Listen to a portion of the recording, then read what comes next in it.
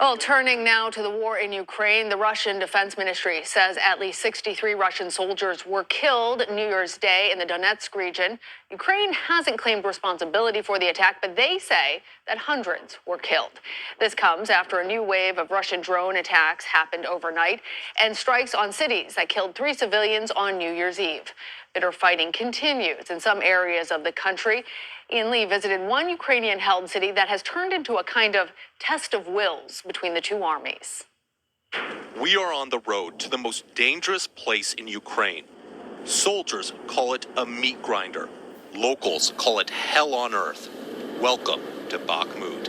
One thing that we're seeing driving into Bakhmut is artillery and tanks, a lot of heavy equipment along the roads.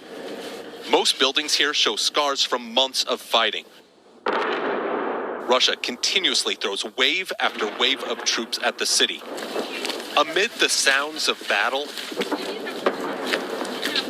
we see people huddled next to a grocery store. We have to stay in lines like this for food, she tells me. Just 2 days ago, a strike scattered everyone, but we came back, and that's how we live. And for what? So many people have died. Would you leave if you were able to? No, she says. This is our home. How is the war? But Natalia wanted to flee with her family. She tells us she tried before, but her son was killed. He was only 2 weeks from his 17th birthday. Natalia now keeps her daughter close by her side. And what's your name? Milana. Are you scared? You're a brave girl. How old are you? You're 4 years old. What do you hope for your daughter for the future?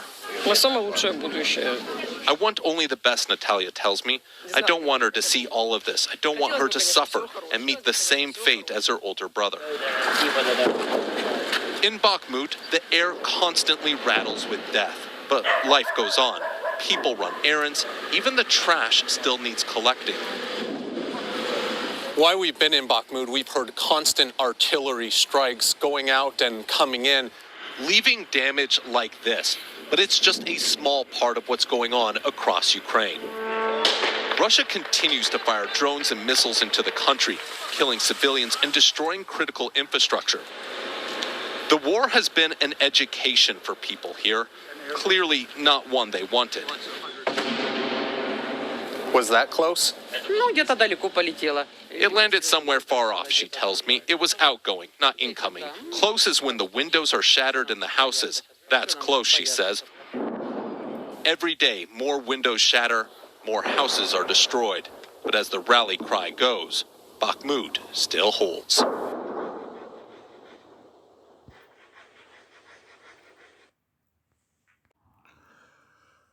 I want to give all praises, honor, and glory to Yahweh, Bahashem, Yahweh Shai, Bahashem, Rakak, Wadash. Double honors to the apostles and elders of Great Millstone who rule well. Peace and salutations to the elect, and much respect to the brothers pushing this word in the four winds of the earth. Shalom to you few sisters out there as well. It's Brother Aviyah coming at you with another lesson. Okay, and you see what's going on over there in Ukraine, and this is what the video was about, but the video was like 7 minutes. I didn't want to play the whole thing, okay? But it was basically about this. It says Russia says Ukrainian rocket kills 63 Russian soldiers. Now, in that video I played towards the end, you know, people over there in Ukraine said it was more like 400 soldiers, right? So it says Ukrainian forces fired rockets at a facility in the eastern Donetsk region where Russian soldiers were stationed, killing 63 of them, Russia's defense ministry said Monday, in one of the deadliest attacks on the Kremlin's forces since the war began more than 10 months ago, right? And what does that remind me of, man? There's a movie called 3 O'Clock High that came out in the 80s, you know, about a bully, man, that was bullying on some little weak dude, man. And what happened at the end was, you know, they had a fight in the parking lot, and the weak dude knocked his ass out. He put on some brass knuckles and knocked his ass out, man. Okay? And this is right here is a beautiful representation of the bully getting bullied, man. Okay? Because Russia is big, bad Russia. And they, you know, trying to, you know, dominate little Ukraine, but Ukraine's fighting back, man. Okay, but at the end of the day, it's Esau fighting Esau, so I don't really give a shit. But you know what? What happens when you hit a bully, man? You know, and you don't really knock him out, but you hit him just to let him know that he got hit. That bully comes back even harder, man. Okay? And that's gonna, you know what? That's just gonna maybe, hopefully, force the hand of World War III, man. Hopefully that's what does it, you know? Them 400 soldiers right there that just got killed, with the missile strikes, man. That's all that I'm hoping for, seeing this.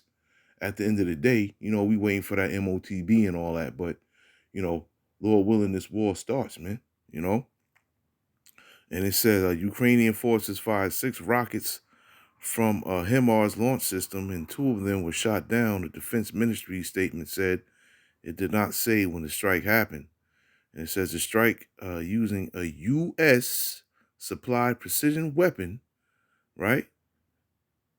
So that being said, you already know Russia hot behind that too, man, because there were U.S. troops over there at the border of Ukraine, a couple of months ago, Now come to find out the U.S. is supplying, well, we already knew U.S. was supplying them with weapons, but now the weaponry that they supplied them with was used to kill Russian soldiers, man. It says the strike using a U.S. supplied precision weapon that was proving critical in enabling Ukrainian forces to hit key targets delivered a new setback for Russia, which in recent months has reeled from a Ukrainian counteroffensive.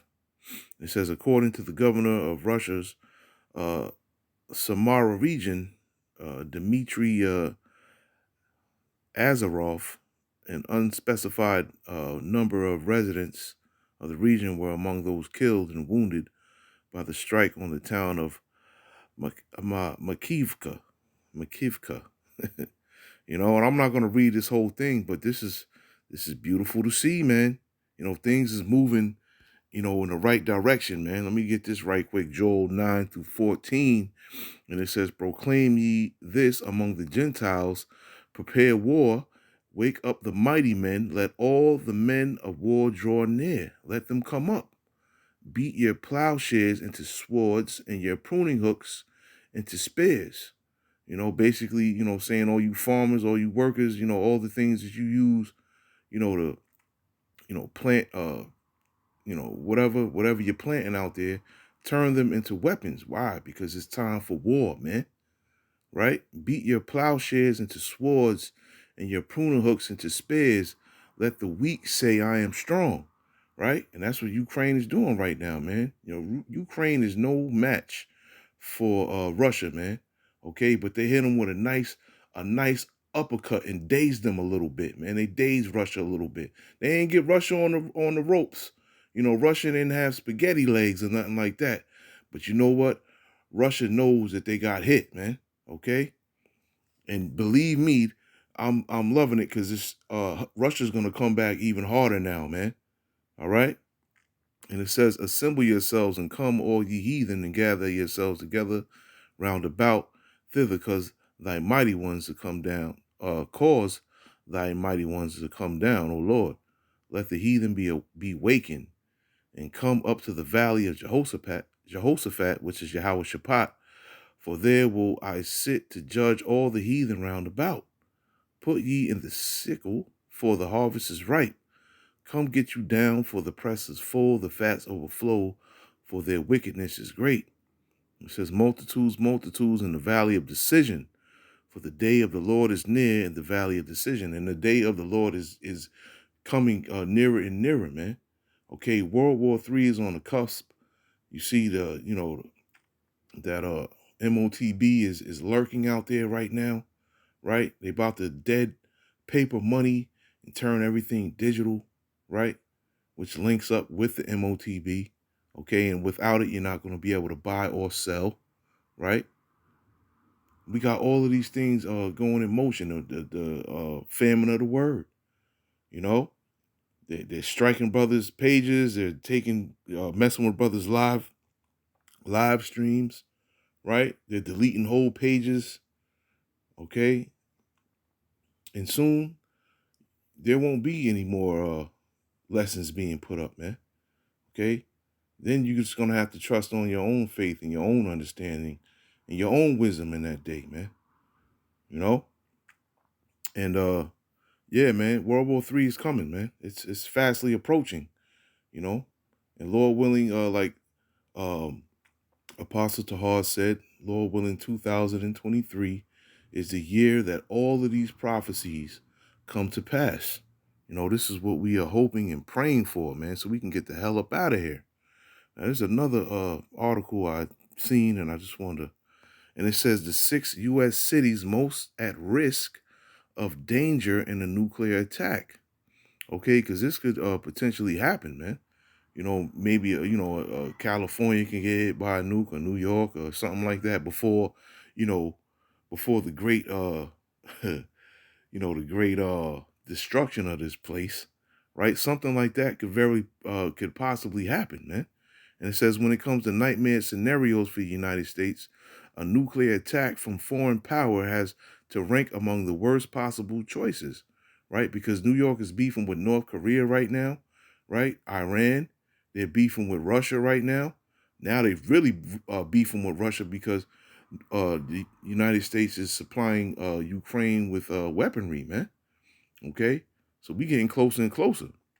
While the likelihood of such a strike is low, that does not stop experts from trying to prepare for any possibility, right? And you see a lot of these quote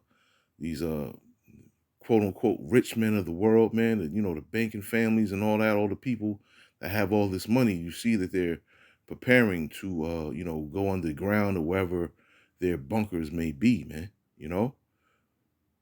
There was an article I read, it said 4 out of 10 elites, or 4 out of 10, yeah, I would say elites, know that something is going to happen, something devastating is going to happen here in the United States, and they're preparing themselves for it by what? Going into those bunkers, man.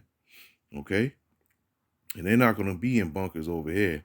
You have like your LeBron Jameses and all that over here in bunkers here in the United States, and that probably ultimately be their coffin, if you will, But the elites, man, they're gonna be all, in other countries, man. And it's gonna be a beautiful thing when they're getting taken out of those bunkers and put in the shackles, man. Okay? And these are the 6 cities that they say could possibly be hit by one of these nukes, man. And it says Chicago, Houston, Los Angeles, New York, San Francisco, and Washington, man. And the Israelites are inhabited heavy in all of these places, man. So it potentially could happen, man. I don't know for sure if it will, It's just, it could happen, man. It could happen where one of these places get hit. Who's to say Russia say, you know what? Oh, you want to supply Ukraine with weaponry? Here, take that, on some Diddy shit. Take that, take that, It could happen, man. So I'm not going to read this whole thing, right? But this is something else that could potentially happen as well, man. So definitely going to keep an eye on this here, Definitely going to keep an eye on this here and see how it progresses, okay? So, yeah, that's the lesson there. I just wanted to bring out Joel 3 real fast. Lord willing, this lesson was edifying. I want to say shalom to the next one.